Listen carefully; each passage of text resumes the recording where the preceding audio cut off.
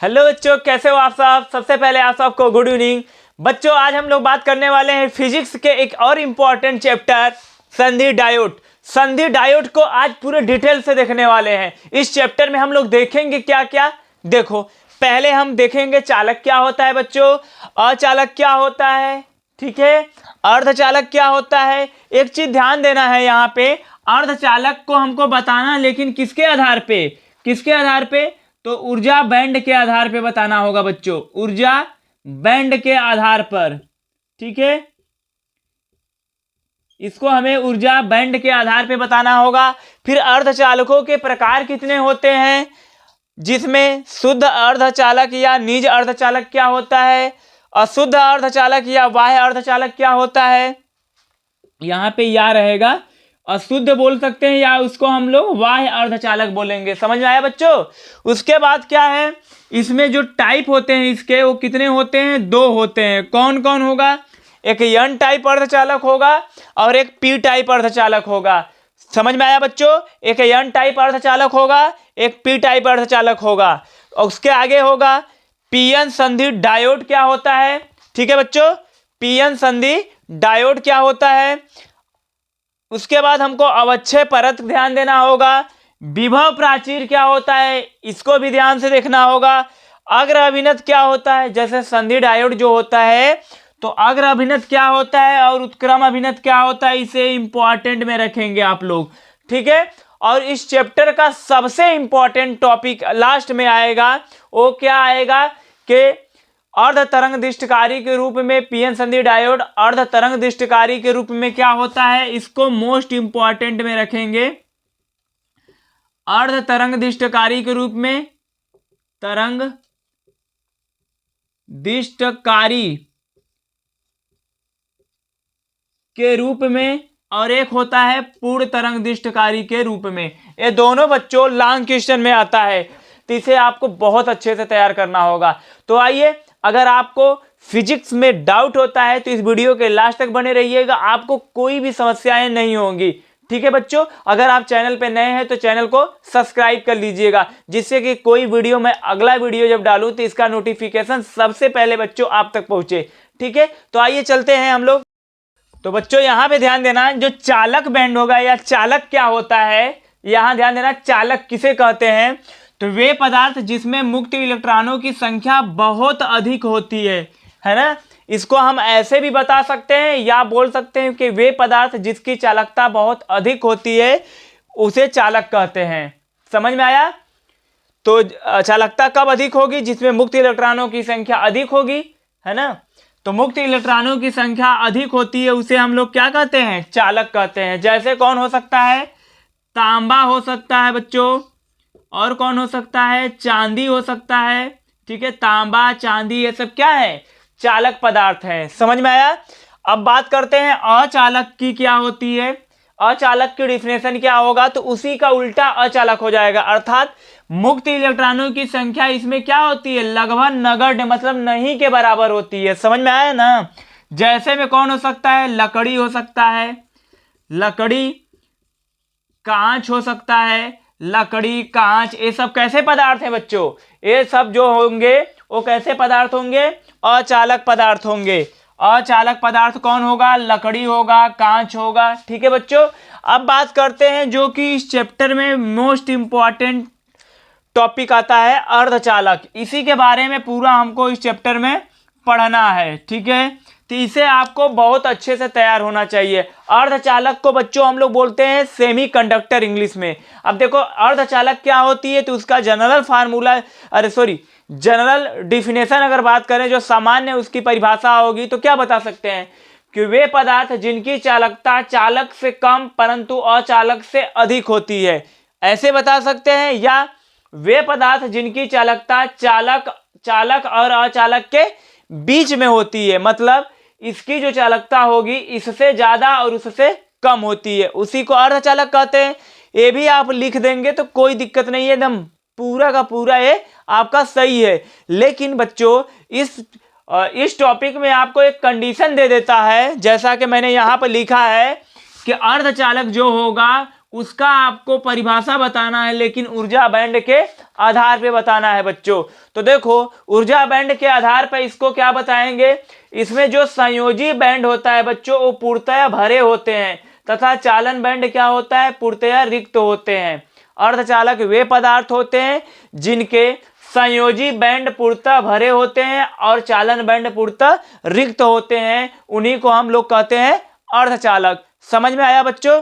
देखो इसकी एक और परिभाषा है, इसमें जो होगा, इसमें क्या होता है ध्यान देना, इसमें वर्जित ऊर्जा अंतराल, वर्जित ऊर्जा अंतराल जो एनर्जी गैप होती है, वर्जित ऊर्जा अंतराल Eg का मान होता है 1, लगभग 1 के बराबर होता है।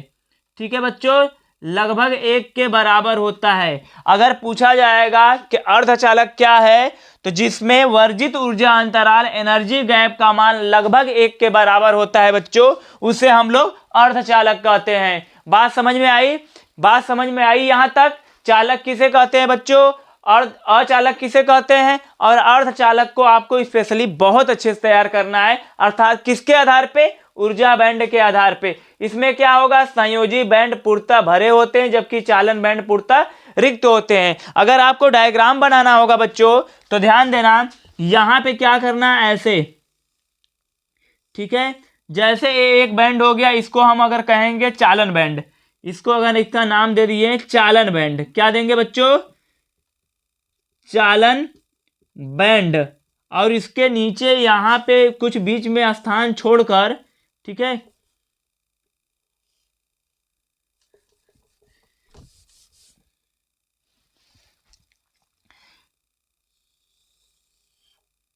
ठीक, ये बीच में थोड़ा सा गैपिंग है, इस गैपिंग को ही बोलते हैं वर्जित ऊर्जा अंतराल।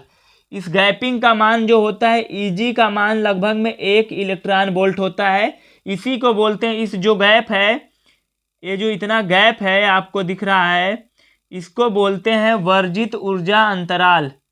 ठीक है, यहाँ पे मैं लिखा ही हूँ तो तीर ऐसे कर दे रहा हूँ, समझ जाना कि वर्जित ऊर्जा अंतराल होगा ये। ठीक है ना बच्चों, इसे क्या कहेंगे, वर्जित ऊर्जा अंतराल। और जब ये चालन बैंड हो गया तो ये कौन सा बैंड होगा, संयोजी बैंड होगा। तो बच्चों यहाँ ध्यान देना, अगर दिख नहीं रहा तो मैं बोल दे रहा हूँ कि इसे क्या बोलते हैं, संयोजी बैंड यहाँ पे होगा ये। ठीक है, ये संयोजी बैंड हो गया, और ऊपर क्या है, ये चालन बैंड हो गया, और इनके बीच का एनर्जी गैप कितना हो जाएगा, 1 इलेक्ट्रॉन वोल्ट। ये किसके लिए है, अर्धचालक के लिए। समझ में आया बच्चों, इसे आप नोट कर लीजिए। तो बच्चों यहाँ पे ध्यान दे देना, अर्धचालक का अगर एग्जाम्पल आपको पूछा जाएगा तो बता सकते हैं कार्बन, जर्मेनियम, सिलिकॉन, ये सब क्या है। जैसे बोल सकते हैं कार्बन, इसका एग्जाम्पल बच्चों तो हो सकता है कार्बन हो सकता है, जर्मेनियम हो सकता है, ठीक है, जर्मेनियम हो सकता है, सिलिकॉन हो सकता है, सिलिकॉन, ये सब क्या है, अर्धचालक के एग्जाम्पल हैं। समझ में आया बच्चों। अब बात करते हैं अर्धचालक के प्रकार। तो देखो अर्धचालक के प्रकार कितने हैं, 2, एक शुद्ध अर्धचालक या इसको बोलते हैं निज अर्धचालक, और दूसरा होता अशुद्ध या बाह्य अर्धचालक। तो यही देखो है, अर्धचालक क्या होते हैं बच्चों, 2 प्रकार के होते हैं, मतलब इसकी इसके प्रकार कितने होते हैं, तो 2 प्रकार के होता है। पहला क्या होगा, शुद्ध अर्धचालक, जबकि दूसरा क्या होगा बच्चों, अशुद्ध अर्धचालक। समझ में आया। अगर मैं यहाँ पे एक क्वेश्चन दूं कि किसकी चालकता ज्यादा होती है, तो ध्यान देना, अगर चालकता की बात करेंगे बच्चों, चालकता, तो चालकता ज्यादा किसकी होती है, ज्यादा इसकी होती है, कम इसकी होती है। मतलब ध्यान देना, जिधर को तीर लगा है ऊपर को समझ जाना कि अशुद्ध अर्धचालक की चालकता ज्यादा होती है, जबकि शुद्ध अर्धचालक की चालकता कम होती है। समझ में आया, समझ में आया। एक क्वेश्चन यहाँ पर बहुत ज्यादा इंपॉर्टेंट क्वेश्चन हो जाता है कि बताओ शुद्ध अर्धचालक या इसका नाम दूसरा होगा निज अर्धचालक। यहाँ पर मैंने लिखा है इसलिए यहाँ पे बच्चों नहीं लिखा है, तो आप इसे ध्यान दीजिएगा कि शुद्ध को ही निज अर्धचालक कहते हैं। तो अगर पूछा जाएगा निज अर्धचालक और बाह्य अर्धचालक में किसकी चालकता बच्चों ज्यादा होती है, तो हम किसकी चालकता ज्यादा बताएंगे, जो बाह्य मतलब अशुद्ध अर्धचालक की चालकता ज्यादा होती। क्यों होती है अभी हम उसके बारे में भी डिस्कस करने वाले हैं।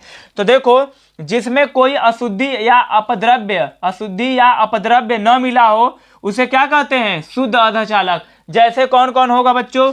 जर्मेनियम हो जाएगा, सिलिकॉन हो जाएगा, ये सब कैसे अर्धचालक हैं? शुद्ध अर्धचालक हैं। ठीक है, इसके अगर डायग्राम की बात करेंगे तो देखो ध्यान देना, जैसे देखो ये 4 संयोजी होते हैं, तो यहाँ पे अगर हम इनको 4 संयोजी 4 इसकी संयोजकता है, ठीक है, यहाँ पे इस तरीके से अगर मान लो इसका स्ट्रक्चर बनाएंगे,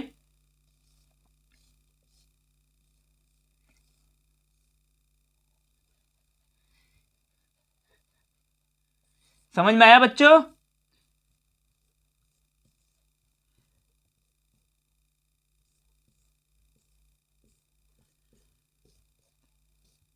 देखो इस तरीके से इसका स्ट्रक्चर भी आप बना सकते हैं। समझ में आ रहा है ना? जैसे देखो यहाँ पे 4 संयुक्ता होगा, तो एक इससे 1 2 3 4, चारों क्या होगा? सहसंयोजक बंध द्वारा, सिंगल बंध द्वारा क्या होगा? जुड़ जाएंगे। इस पे भी देखो अगर ये +4 हो गया, ये भी +4, ये भी +4, ये भी +4, ये भी +4, तो एक यहाँ होगा, एक यहाँ होगा, एक यहाँ होगा, एक यहाँ, मतलब सभी क्या करेंगे? सिंगल बॉन्ड से बना लेंगे। तो अगर पूछा जाएगा शुद्ध अर्धचालक की आपको ऐसा डायग्राम भी दिखाना होगा तो आप दिखा सकते हैं ऐसे बनाकर। समझ में आया? इसकी संयोजकता 4 होती है, चारों तरफ ऐसे ऐसे डब्बे बनाकर कर देना। समझ में आ रहा है ना? अब देखो बात करते हैं इसकी, जो कि इंपॉर्टेंट है बच्चों। अशुद्ध अर्धचालक क्या होता है? जब इसमें शुद्ध अर्धचालक में, किसमें बच्चों? शुद्ध अर्धचालक में जब 5 संयोजकता या 3 संयोजकता, ठीक है, जब 5 संयोजी, यहाँ पे याद रखना 5 संयोजी या 3 संयोजी वाला, संयोजकता वाला कोई अपद्रव्य मिला दिया जाता है तो प्राप्त अर्धचालक अशुद्ध अर्धचालक कहलाता है। ठीक है, मतलब शुद्ध अर्धचालक है, उसमें कोई 5 संयोजकता वाला या 3 संयोजकता वाला कोई अपद्रव्य मिला दोगे तो प्राप्त जो अर्धचालक होगा वो कैसा अर्धचालक हो जाएगा? अशुद्ध अर्धचालक हो जाएगा बच्चों। समझ में आया? अब ध्यान देना, जब 3 संयोजकता मिलाओगे, जब 3 संयोजकता वाला मिलाओगे तो ध्यान देना वो क्या बनेगा? वो बनेगा बच्चों पी टाइप अर्धचालक। वो बनेगा पी टाइप अर्धचालक। अर्थात पी टाइप अर्धचालक किसे कहते हैं? यहां पर मैं लिख दे रहा हूं, पी टाइप बन जाएगा, पी टाइप अर्धचालक बन जाएगा बच्चों। कैसे बनेगा? जब 3 संयोजकता वाला कोई अपद्रव्य, इसका डिफिनेशन ऐसे बताओगे कि जब शुद्ध अर्धचालक में, जैसे देखो बच्चों कोई शुद्ध अर्धचालक है मेरे सामने, मेरे पास है, उसमें 3 संयोजकता वाला कोई अपद्रव्य मिला देंगे तो जो बन जाएगा अर्धचालक, वो किस टाइप का अर्धचालक बन जाएगा? उसे पी टाइप अर्धचालक कहते हैं बच्चों। क्यों? क्योंकि अशुद्ध अर्धचालक देखो 2 प्रकार के होता है। अशुद्ध अर्धचालक इसके नीचे कितने प्रकार के होंगे बच्चों? 2 प्रकार का, एक पी टाइप हो जाएगा, एक एन टाइप हो जाएगा। एक पी टाइप हो जाएगा और एक एन टाइप हो जाएगा। पी टाइप कैसे प्राप्त होगा? जब शुद्ध में 3 संयोजकता वाला तत्व मिलाओगे। और एन टाइप क्या होगा? जब 5 संयोजकता वाला तत्व मिला दोगे तो बच्चों एन टाइप प्राप्त हो जाएगा। समझ में आया? चलो आपसे पूछते हैं यहां से फिर से, चालक आपको पता हुआ, अचालक क्या हुआ, अर्धचालक क्या हुआ। अर्धचालक के प्रकार कितने होते हैं? 2। कौन कौन? शुद्ध और अशुद्ध। शुद्ध क्या होता है? जिसमें कोई अपद्रव्य नहीं मिला हो, अशुद्धि नहीं मिला हो मतलब। अशुद्ध क्या होता है? जब इसमें 5 या 3 संयोजी वाला कोई तत्व मिला दिया जाए। जब 5 संयोजकता वाला तत्व मिलाओगे तो उसे क्या बोलेंगे? 5 संयोजकता वाला तत्व मिलाओगे बच्चों तो उसे एन टाइप बोलेंगे। एन टाइप कब बोलते हैं? जब 5 संयोजकता वाला मिलाओगे। अब पी टाइप कब बोलेंगे? जब 3 संयोजकता वाला तत्व मिला दोगे। समझ में आया बात? यहां तक, यहां तक बात समझ में आया? समझ में आया कि नहीं? इसे भी आप स्क्रीनशॉट कर लो, इसे भी स्क्रीनशॉट कर लो। तो बच्चों यहां पर ध्यान देना, यहां पर ध्यान देना बच्चों, एन टाइप का जो एग्जाम्पल हो जाएगा वो क्या होगा? कौन सा तत्व होगा जिसकी संयोजकता 5 होगी? तो आर्सेनिक और एंटीमनी। यहां पर लिख दे रहे हैं आर्सेनिक और क्या हो सकता है? एंटीमनी। इनकी जो संयोजकता होती है बच्चों कितनी होती है? 5 संयोजी तत्व होते हैं, ठीक है ना? 5 संयोजकता वाले तत्व होते हैं आर्सेनिक और एंटीमनी। जब शुद्ध अर्धचालक में या तो आर्सेनिक मिला दो या तो एंटीमनी, तो इसकी चालकता तो पहले बढ़ जाएगी, लेकिन कैसे अर्धचालक हो जाएंगे? एन टाइप हो जाएंगे। अब बच्चों, अरे सॉरी, यहाँ पी टाइप में मैंने लिख दिया, पी टाइप के सामने नहीं रहेगा, ये पी टाइप के सामने नहीं रहेगा बच्चों। आर्सेनिक और एंटीमनी जो होगा यहाँ पे होगा, आर्सेनिक और एंटीमनी जो होगा बच्चों एन टाइप में है, समझ में आया। पी टाइप में कौन होगा, एल्युमिनियम, एल्यूमिनियम, समझ में आया, एल्युमिनियम होगा बच्चों। इसकी संयोजकता 3 होती है तो पी टाइप प्राप्त होगा, 5 आर्सेनिक और एंटीमनी की होती हो तो एन टाइप प्राप्त होगा। समझ में आया बात, यहाँ पे बात समझ में आया आपको। अगर मैं पूछूंगा बच्चों अब यहाँ तक की बातें क्लियर हो गई कि नहीं, बचे हैं आगे वाले जो टॉपिक उन्हीं को देखना है, तो बताओ यहाँ तक की बातें क्लियर हुई कि नहीं। शुद्ध वाला समझ में आया, अशुद्ध वाला क्या होता है, जब 5 या 3 संयोजकता वाला मिलाओगे तो प्राप्त होगा, 5 वाला मिलाओगे तो क्या होगा एन टाइप, 3 वाला मिलाओगे तो पी टाइप। इसका एग्जाम्पल आपको पता होना चाहिए। आर्सेनिक और एंटीमनी एन टाइप का होता है, पी टाइप का क्या होता है, एल्युमिनियम। अब इसके हम लोग डायग्राम को देखते हैं बच्चों, तो चलो डायग्राम को देखते हैं। तो बच्चों यहां जो है ना एन टाइप को हम बनाने जा रहे हैं, एन टाइप इधर बनाएंगे और इधर क्या बनाएंगे, पी टाइप को बनाएंगे, ठीक है। एन टाइप को देखो बच्चों, पहले सबसे पहले यहाँ एन टाइप में कौन सा संयोजी मिलाओगे, 5, इसकी संयोजकता 5 हो गई। फिर ऐसे करके एक और डब्बा यहाँ बना लेना आप ऐसे, फिर ऐसे कर लेना, यहाँ भी डब्बा बनाना, ऐसे करना, यहाँ भी गोल का डब्बा बनाना, ऐसे करना, ठीक है। इसको ऊपर कर लेना, ऐसे कर लेना, ऐसे ही बढ़ता जाएगा, कोई दिक्कत नहीं होगा। समझ में आ रहा है कि नहीं बात, आपको बस मुझे सिखाना है तो इस तरीके से कर लोगे। अब यहां पर ध्यान देना बच्चों, यहां पर ध्यान देना, इसकी संयोजकता तो 5 हो गई, ये 5 संयोजकता वाला कोई तत्व यहां पे मिला दिए हैं, ठीक है।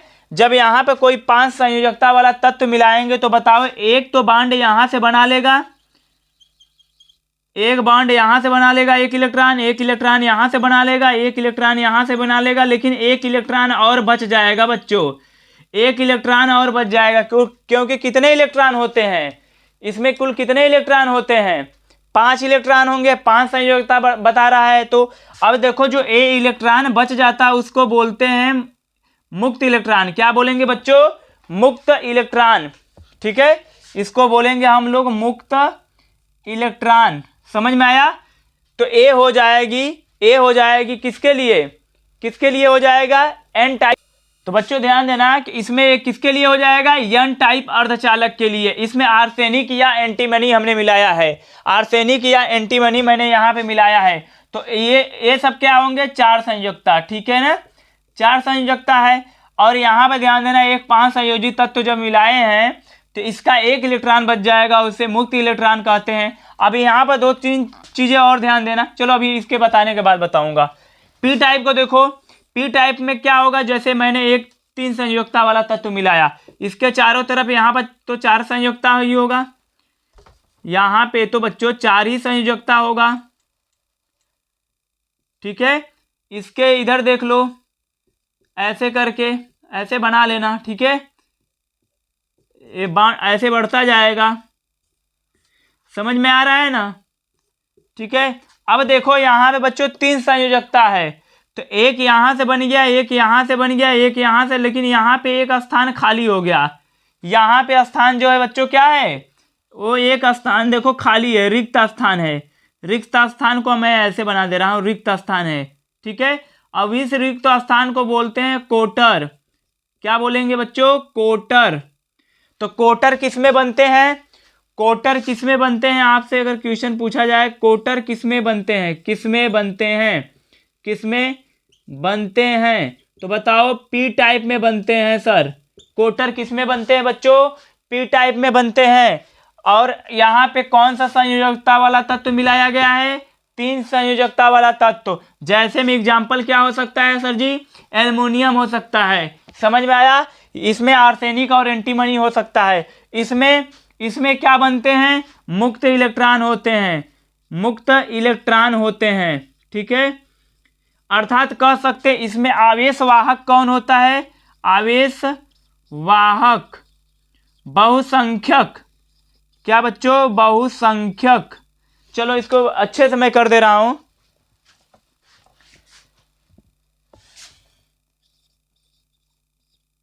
बहुसंख्यक आवेश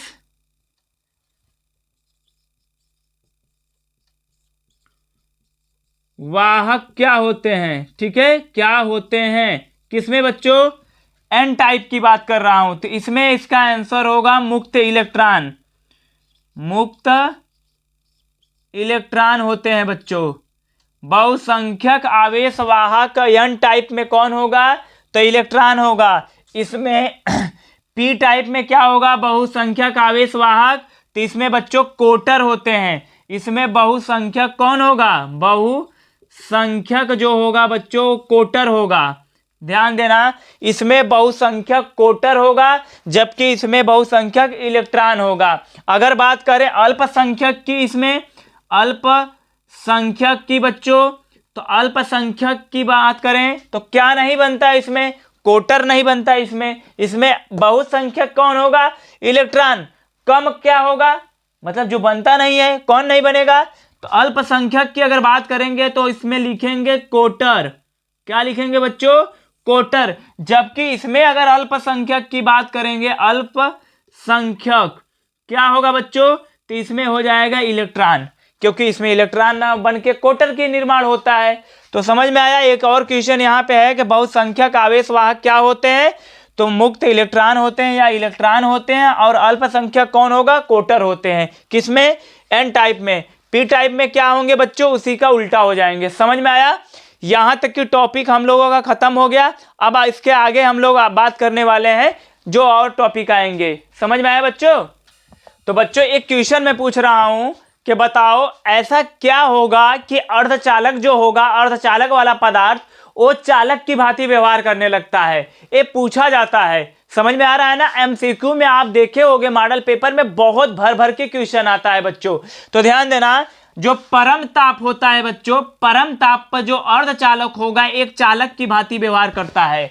मतलब परम ताप पे अर्धचालक एक चालक बन जाता है बच्चों, चालक की भांति पूरा व्यवहार करने लगेगा। अर्थात अब बच्चों बताओ परम ताप क्या होता है, तो परम ताप क्या होगा सर जी, परम ताप 0 केल्विन जो होगा, 0 केल्विन जो होगा वो परम ताप होगा।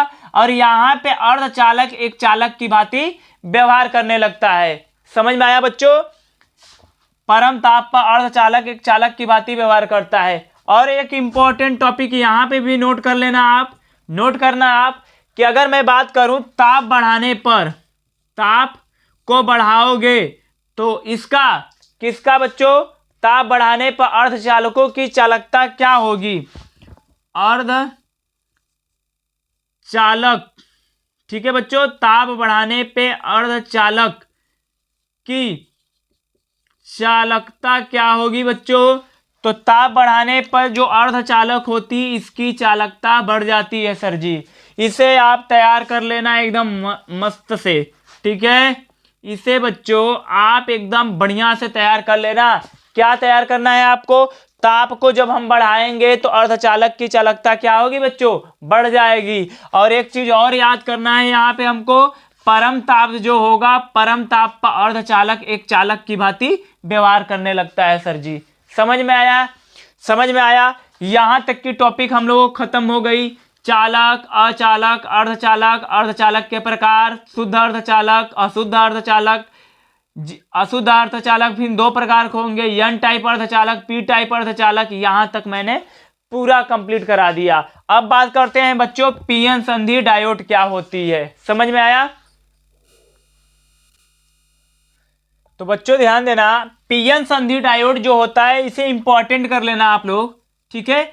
देखो जब पी टाइप अर्धचालक क्रिस्टल को एक विशेष विधि द्वारा एन टाइप क्रिस्टल के साथ जोड़ा जाता है बच्चों, तो इस संयोजन को पीएन संधि कहते हैं। मतलब पी टाइप क्रिस्टल को एन टाइप क्रिस्टल के साथ जब जोड़ा जाता है तो जो संयोजन प्राप्त होगा या उससे जो प्राप्त होता है उसी को हम बोलते हैं पीएन संधि डायोड। मतलब एक तरफ पी टाइप रहेगा और एक तरफ एन टाइप। अब पी टाइप में देखो क्या होता है, कोटर, कोटर को हम लोग ऐसे बनाया हूं बीच में रिक्त करके, ठीक है। पी टाइप और इधर N type. P type crystal को जब एन टाइप क्रिस्टल से एक विशेष विधि द्वारा जोड़ जाता है या जोड़ दिया जाता है तो उसे हम क्या कहते हैं, पीएन संधि डायोड। समझ में आया बच्चों, एकदम समझते हुए चलो मस्ती से, समझ में आ रहा है ना, याद हो जाएगा। अब देखो क्या होता है कि जब पी टाइप और एन टाइप, पी टाइप से क्या निकलता है कोटर, और एन टाइप से इलेक्ट्रॉन जहां पे मिलेंगे एक दूसरे से, जिस क्षेत्र में मिलते हैं उस क्षेत्र को क्या कहेंगे, अवक्षय परत। क्या कहेंगे बच्चों, अवक्षय परत।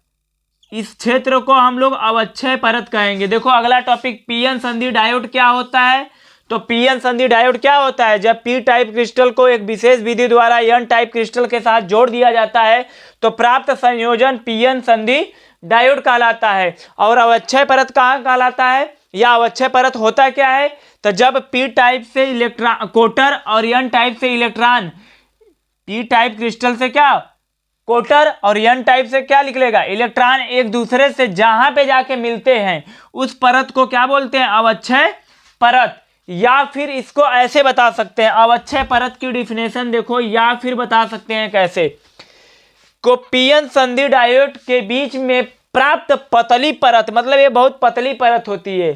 पीएन संधि डायोड, पीएन संधि डायोड के बीच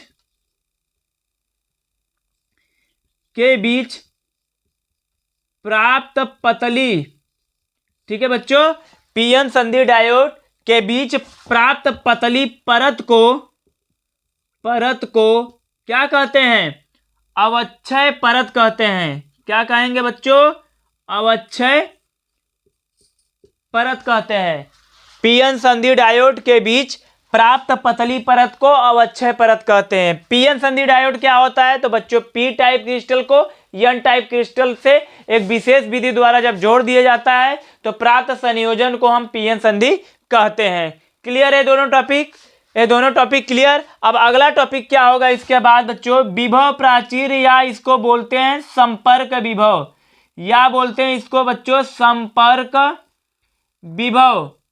ठीक है, तो देखो संपर्क विभव या विभव प्राचीर क्या होता है, इसी जगह सुन लो कि अवक्षय परत में जो प्राप्त विभव होता है, अवक्षय परत में प्राप्त विभव को ही बोलते हैं विभव प्राचीर या संपर्क विभव। बच्चों किसमें विभव प्राचीर क्या होता है या अवक्षय परत क्या होता है, यहां देखो पहले अवक्षय परत को जान गए, उसी के बीच में जो विभव उत्पन्न होगा उसी को विभव प्राचीर कहते हैं। तो इस पूरे टॉपिक को ऐसे समझो कि देखो पीएन संधि डायोड के बीच में प्राप्त पतली परत को अवक्षय परत कहते हैं। पीएन संधि डायोड के बीच प्राप्त पतली परत को अवक्षय परत कहते हैं, और उसमें उत्पन्न विभव को विभव प्राचीर या संपर्क विभव कहते हैं। बच्चों ध्यान देना, जो इसकी अवक्षय परत की मोटाई होती है वो 10 के पावर कितना होती है बच्चों, इसकी जो मोटाई होती है अवक्षय परत की, इसकी मोटाई होती है 10 के पावर -6 मीटर। ठीक है, 10 के पावर -6 मीटर मोटाई होती है। और अवक्षय परत में ध्यान देना, आवेशवाहक क्या होगा, आवेशवाहक नहीं होते। ठीक है बच्चों, अगर आपसे पूछा जाएगा पी टाइप में कौन होगा आवेशवाहक, तो कोटर होंगे। एन टाइप में कौन होगा, मुक्त इलेक्ट्रॉन होंगे। अवक्षय परत में कौन होगा बच्चों, तो वहां पे आवेशवाहक नहीं होते। समझ में आया ये टॉपिक। तो बच्चों यहां पर अगर बात करें कि पीएन संधि का जो प्रतीक होगा वो क्या होगा, तो आपको 1 से 2 नंबर में ये भी पूछा जा सकता है। पीएन संधि का प्रतीक आप ऐसे बनाएंगे। ठीक है बच्चों, इसको इस तरीके से बनाएंगे, जो पी सिरा होगा एनोड पे होगा और जो एन सिरा होगा वो कैथोड पे होगा। इसको हम लोग ऐसे भी बना सकते हैं। ठीक है, यहाँ पे पी हो गया, यहाँ पे एन हो गया, इस तरीके से भी बन सकता है। तो ये हो गया इसका प्रतीक बच्चों। ठीक है, इसका प्रतीक। बच्चों यहां ध्यान देना कि देखो अग्र अभिनत क्या होता है और उत्क्रम अभिनत क्या होता है। तो एक क्या है, एक पीएन संधि डायोड है, पी और एन टाइप का जो अर्धचालक है, पीएन दोनों को मिला दिया तो इसको बोलेंगे पीएन संधि डायोड। फिर अगर बात करें पीएन संधि, मतलब जो पी टाइप अर्धचालक होगा उसके सिरे को प्लस से, बैटरी के प्लस सिरे से, पी को किससे, पी वाले को बैटरी के प्लस तथा एन वाले को एन टाइप अर्धचालक यहां लिखना होगा को बैटरी के ऋण सिरे से जोड़ दें तो जो प्राप्त होगा चालक उसे क्या कहेंगे? अग्र अभिनत। क्या कहेंगे बच्चों? अग्र अभिनत बोलते हैं। अर्थात जब पीएन संधि डायोड में पी क्षेत्र को बैटरी के धन सिरे से तथा एन क्षेत्र को बच्चों बैटरी के ऋण सिरे से जोड़ देते हैं। समझ में आया? एन क्षेत्र को बैटरी के ऋण सिरे से जोड़ देते हैं तो जो संधि होती है वह अग्र अभिनत कहलाती है। वह संधि क्या कहलाएगी? अग्र अभिनत कहलाएगी बच्चों। समझ में आया? जब बैटरी के धन सिरे से पी क्षेत्र को और ऋण सिरे से एन क्षेत्र को जोड़ देते हैं तो अग्र अभिनत कहलाती है। और जो धारा बहती है इसमें क्या होने लगेगी? धारा बहेगी बच्चों। ध्यान देना, अगर पूछा जाए धारा किसमें बहती है तो धारा किसमें बहेगी? अग्र अभिनत में धारा बहती है।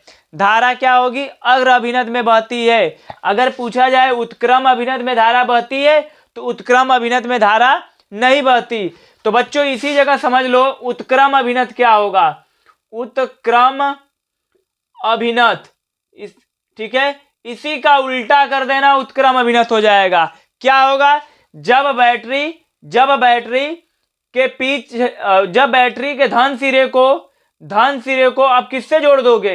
एन टाइप अर्धचालक से, और ऋण सिरे को पी टाइप अर्धचालक से जोड़ दोगे तो वहां उत्क्रम अभिनत होगा। इसमें उत्क्रम में क्या होगा? पी को ऋण सिरे से, पी जो होगा बैटरी का पी सिरा उससे ऋण सिरे से, और एन सिरे को धन से जोड़ेंगे। एन टाइप अर्धचालक को धन सिरे से जोड़ेंगे तो वहां पे जो होगा अर्धचालक या जो अभिनत प्राप्त होगा वो उत्क्रम अभिनत प्राप्त होगा बच्चों। समझ में आया? उत्क्रम अभिनत क्या होता है? उत्क्रम अभिनत में धारा नहीं बहेगी। इसमें ऐसा जोड़ने से धारा नहीं बहेगी और जबकि इसमें धारा बहेगी। तो कभी कभी आपसे ये पूछा जाता है कि धारा किस प्रकार के अभिनत में बहती है तो अग्र अभिनत में। अग्र अभिनत क्या होता है? बैटरी का प्लस वाला जो होगा पी क्षेत्र से जुड़ेगा और माइनस वाला एन क्षेत्र से जुड़ेगा, वो अग्र अभिनत होगा। उसी का उल्टा ये हो जाता है उत्क्रम अभिनत। समझ में आया बच्चों? इसे भी स्क्रीनशॉट कर लो। तो आज हमारा ये टॉपिक अभी जो हमने पढ़ाया आपको, चालक क्या होता है, अचालक क्या होता है, अर्धचालक को ऊर्जा बैंड के आधार पे बताया बच्चों, अर्धचालक के प्रकार बताया, शुद्ध अर्धचालक या निज अर्धचालक बताया मैंने, अशुद्ध अर्धचालक या बाह्य अर्धचालक क्या होता है, फिर एक टाइप इनके कितने होते हैं? 2, एन टाइप अर्धचालक और पी टाइप अर्धचालक। एन टाइप में क्या होगा बच्चों? जब 5 संयोजी वाला कोई अपद्रव्य मिलाओगे तो एन टाइप होगा, और 3 संयोजी या संयोजकता वाला अपद्रव्य मिलाओगे तो पी टाइप होगा। फिर बच्चों हमने बताया संधि डायोड क्या होता है, अवक्षय परत क्या होता है, अवक्षय परत के बीच में जो विभव उत्पन्न होता है उसे विभव प्राचीर या संपर्क विभव कहते हैं बच्चों। उसके बाद मैंने बताया अग्र अभिनत क्या होता है और उत्क्रम अभिनत क्या होता है बच्चों। तो बच्चों ये 2 टॉपिक, पीएन संधि डायोड अर्ध तरंग दृष्टिकारी के रूप में और पीएन संधि डायोड पूर्ण तरंग दृष्टिकारी के रूप में, ये ध्यान देना कि इस साल बोर्ड के एग्जाम में बच्चों 100% चांस है कि पूछा जाएगा। ठीक है, तो इस पे मैं अगले वीडियो में इन दोनों टॉपिक को आपको समझाऊंगा और आपको बताऊंगा और पूरा अच्छे से तैयार करवाऊंगा। समझ में आया बच्चों? तो आप लोग अगर चैनल पे नए हैं तो चैनल को सब्सक्राइब कर लीजिए, जिससे कि मैं अगर वीडियो डालूं तो इसका नोटिफिकेशन बच्चों सबसे पहले आप तक पहुंचे। और हाँ मेरे प्यारे बच्चों, आप सभी लोगों से एक क्वेश्चन है मेरा कि ताप बढ़ाने पर अर्धचालक की चालकता क्या होगी? ऑप्शन है बढ़ेगी, घटेगी, अपरिवर्तित रहेगी या शून्य रहेगी। इसका आंसर बच्चों आप लोग मेरे YouTube चैनल केडीएस सोनभद्र पे कमेंट करके जरूर बताइएगा। तो मिलते हैं बच्चों अगले वीडियो में, तब तक के लिए धन्यवाद।